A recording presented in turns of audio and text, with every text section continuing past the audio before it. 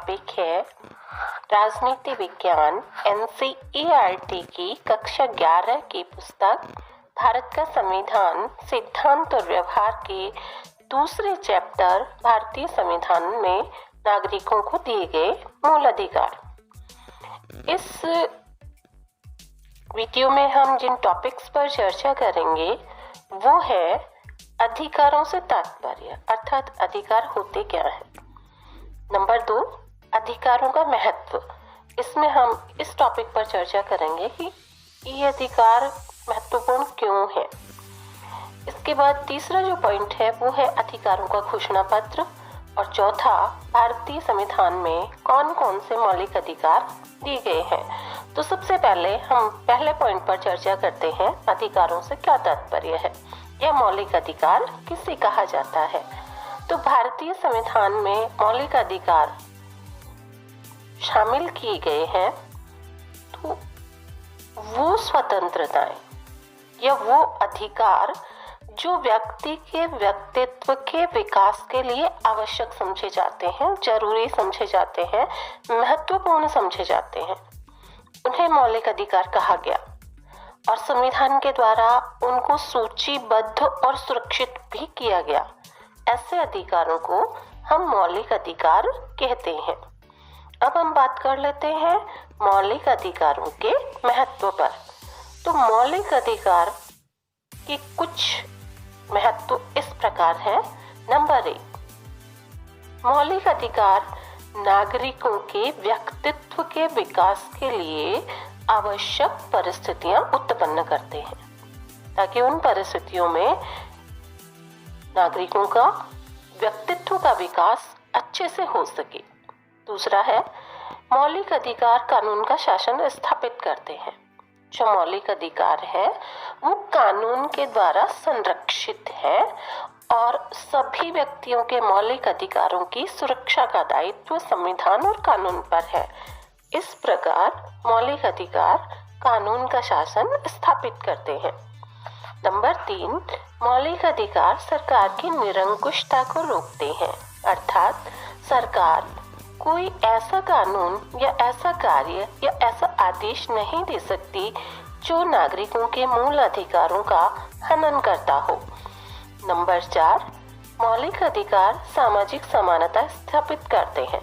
मौलिक अधिकारों में सभी नागरिकों को समान रूप से अधिकार प्रदान किए गए हैं। धर्म, जाति, लिंग या किसी भी आधार पर उनमें भेदभाव नहीं किया गया है।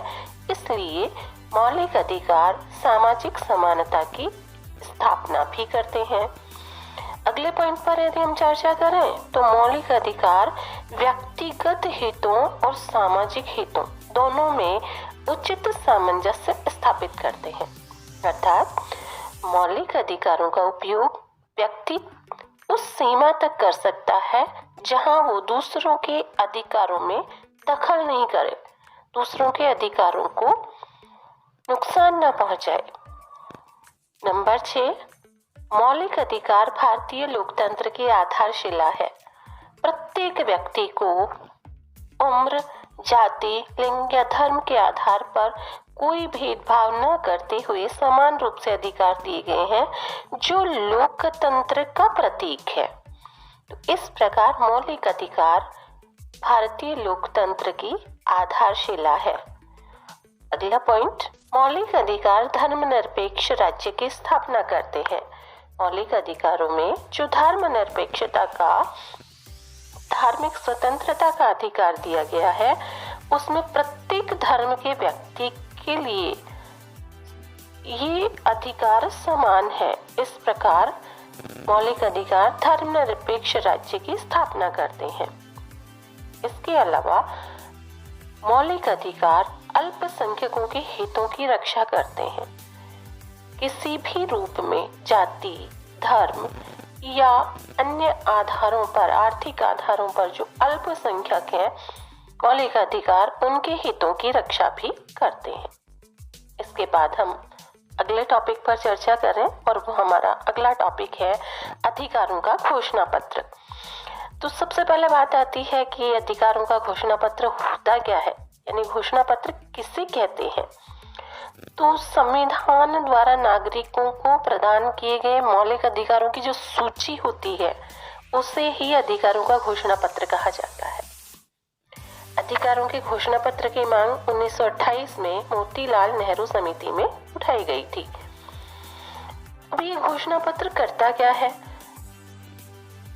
इसकी भूमिका पर हम विचार करें तो अधिकारों का घोषणा पत्र सरकार को नागरिकों के अधिकारों के विरुद्ध किसी भी प्रकार का कार्य करने से रोकता है, और अगर नागरिकों के अधिकारों का उल्लंघन होता है तो संवैधानिक उपचार भी सुनिश्चित करता है। अर्थात ऐसी स्थिति में नागरिक सर्वोच्च न्यायालय या उच्च न्यायालय में अपने अधिकारों की प्राप्ति के लिए अपील कर सकता है और न्यायालय उसके अधिकारों को वापस दिलाने में त्वरित कार्यवाही करता है।